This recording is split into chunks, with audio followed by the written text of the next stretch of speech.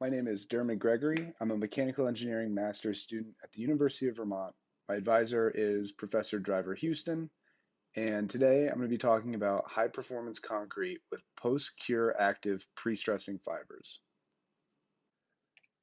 Okay, so to get started, concrete failure is often catastrophic and can be catastrophic because concrete has a very high compressive strength, so it's loaded very highly, and concrete has a low ductility, so it's a brittle material. Um, so one of the things that leads to concrete failing is nature. So freeze-thaw cycles and salt will degrade concrete. It'll expand the cracks in concretes, which in turn weakens structures and supports and leads to the concrete failure. We've all seen sidewalks cracking and crumbling, as well as sides of buildings. Concrete buildings can crack and flake. So the goal of our research is to develop high performance concrete using post-cure active pre-stressing fibers. And so by that, I mean that the fibers pre-stress the concrete by shrinking, and they shrink post-cure, so after the concrete has finished curing or while the concrete is curing ideally. And so active in that they are doing it on their own in these situations. So, which we'll talk about later. So post-cure active pre-stressing fibers have the benefits of closing micro cracks in the concrete. They can directly take the tensile load in the concrete. They increase ductility in the concrete, and they prevent cracks from ever forming, or if they do form, they prevent cracks from expanding. They can span cracks, and the tension in the fibers across a crack should hold the fiber or the crack together better than if it wasn't there, um, and ideally keep the cracks from ever forming by closing the micro cracks in the concrete. So if concrete had these added benefits, it would wear slower, so it would last longer to be more durable. It'd be more resilient to things like earthquakes and smaller quakes because of its added ductility, uh, and it would potentially be lighter for the same strength. So we can increase the tensile strength of the concrete, um, meaning potentially less concrete is needed and lighter structures. Okay, so here's an overview of the test that we're running to see if the post-shrinking or the active pre-stressing fibers are helping strengthen the concrete. So the first row up here is using steel rings, and so the steel rings look like this. They have they're open or have a cut on one side instead of being totally around. And so that cut is pried apart, and we place a piece of soluble PVA, which is a plastic used in 3D printing, to hold open the ring. And then the water content in the concrete will dissolve the PVA, and then the ring that is held open by the PVA is allowed to act on the concrete and pre-stress the concrete. It wants to shrink back to its ring closed form. We use springs as well, and so the springs are pulled apart from their neutral position and then are held open on each end, and then the concrete mold is poured around, or the concrete is poured around in a mold around those springs, and then the ends are released, and the fiber or the spring is allowed to tension the concrete. And then so now what we're working on is Kitazan fibers. And so Kitazan will shrink in basic and alkaline environments, and concrete is an alkaline environment, has a pH of around 11. And so these Kitazan fibers will shrink up when placed in the concrete alkaline environment. And so here's our data acquisition and breaking. We have a supporting span of 200 millimeters and a load span of 66 millimeters. And the concrete is placed in here till failure, and the acoustic emissions monitoring is placed on the concrete to listen to crack formation. So we are still working on the Kitazan, but for the pre-stressed steel rings and springs, we have results from breaking those blocks of concrete. So up here we have the stress along with the time of the run. You can see for the pre-stressed steel rings group, we have a significantly higher post-yield. Here's the yield up here, post-yield ductility in the pre-stressed group when compared to the control group, which is just the steel rings without the PVA placed in them. They're in their closed shape. For the springs, the control group is just the springs not held open. They're just in their neutral position in the concrete. Um, so the results of the yield strength of these show that the pre-stressed steel rings have about half a megapascal higher yield strength when compared to the control ring. The springs have relatively similar yield strengths, but they do show, again, an increased post-yield ductility, which is really good, like we were talking about before, for things like earthquakes. So down below here we have in these four charts the acoustic emissions events from the acoustic emissions monitoring. Across the top, these are time histograms, and then across the bottom, these are amplitude bar graphs, or bar charts.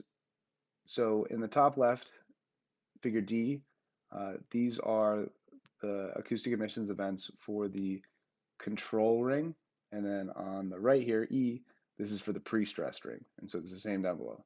So this is control on the left in F, and then in G, this is the pre-stressed ring. So when looking at the histograms, you can see a significantly higher number of events in acoustic emissions, um, and they happen for slightly longer than with the control. And then coming down here to the amplitude distribution of these acoustic emissions events, again, you can see that in the pre-stress ring, we have a significantly larger number of acoustic emissions events, um, but we have the same distribution in terms of amplitude for the pre-stress ring, the control ring and the pre-stress ring. So it's following the same curve with just a scaling factor of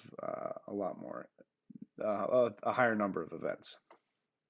So in terms of what we're doing with Kitazan, we are making our own Kitazan right now. We're using Kitazan powder,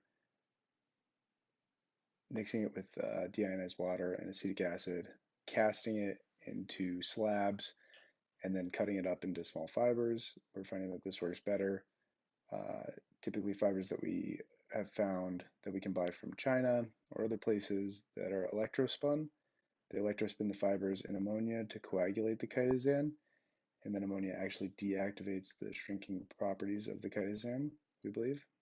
Um, so the variables that we're testing for in the Kitazan is the type of Kitazan. We're buying powder from Sigma Aldrich, and they have a couple different kinds of Kitazan that we can buy. They have high molecular weight Kitazan, they have practical grade Kitazan, they have synthetic Kitazan, which is not made from shrimp shells. They also have um, highly deacetylated Kitazan, which is a deacetylation of 75% or more. And so what we found that shrinks best in terms of type of Kitazan is the high molecular weight Kitazan. And then one of the other variables we're looking at is the um, percentage of Kitazan. So when we make that mixture of Kitazan powder, DI water, and acetic acid, different ratios of Kitazan powder um, is what we're looking at testing and seeing which ratios will shrink more. It's looking like higher, the more Kitazan you get, the higher ratio of Kitazan that you put in, the more shrinkage you'll get out. That's to a point though. If you put in too much Kitazan, it won't really mix well. It won't absorb into the water and acetic acid, and it'll just be a clumpy mess.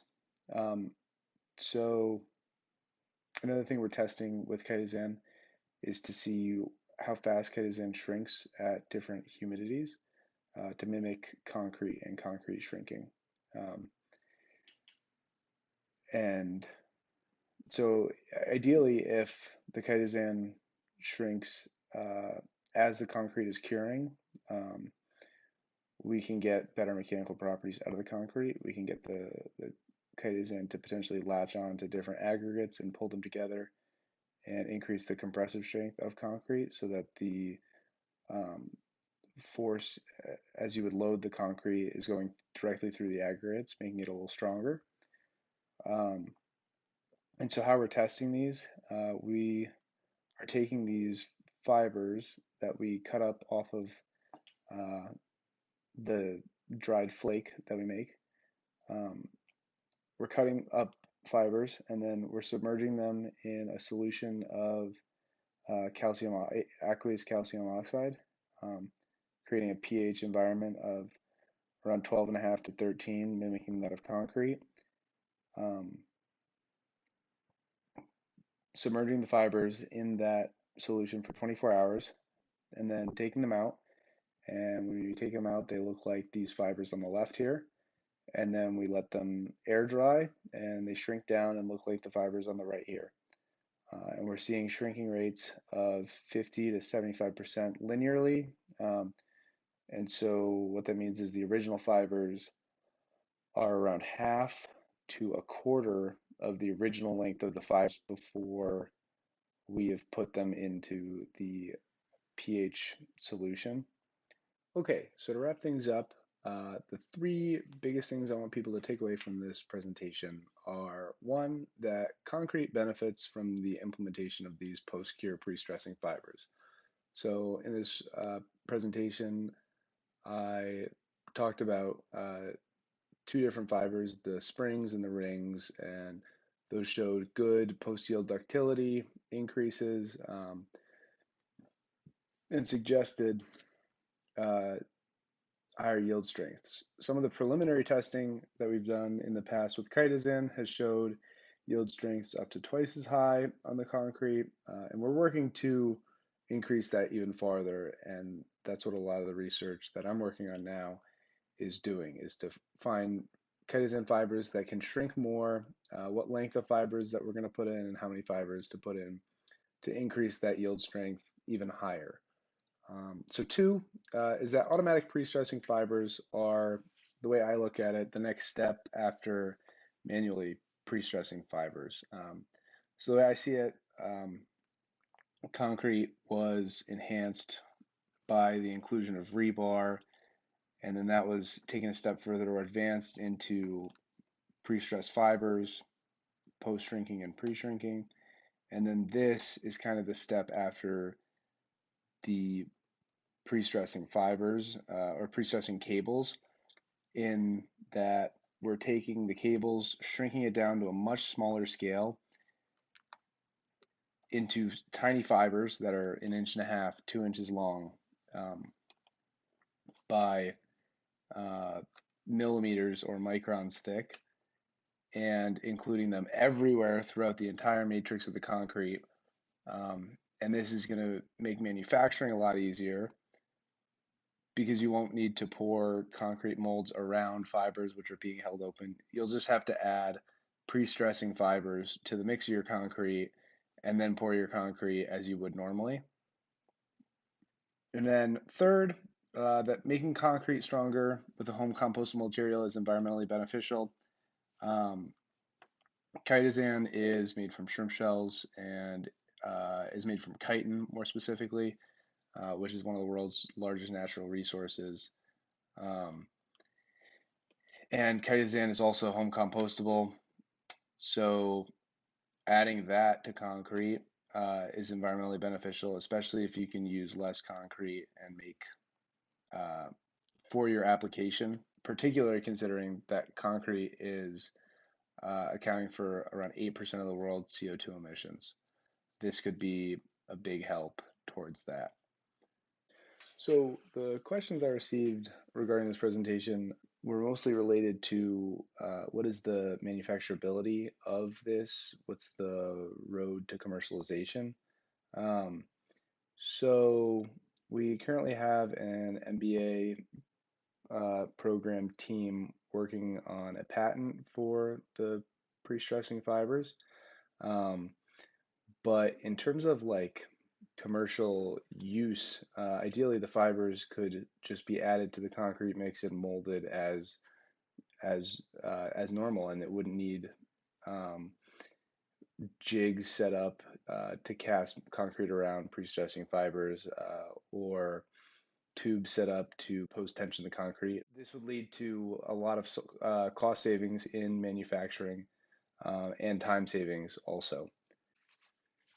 And thank you very much to TIDC at UMaine for providing the funding for this research. I also want to say thank you to Zhuang Li for assisting in testing and concrete specimen preparation, as well as Robert Worley II for assisting with the acoustic emissions monitoring. And thank you to you all for listening, and I appreciate your time.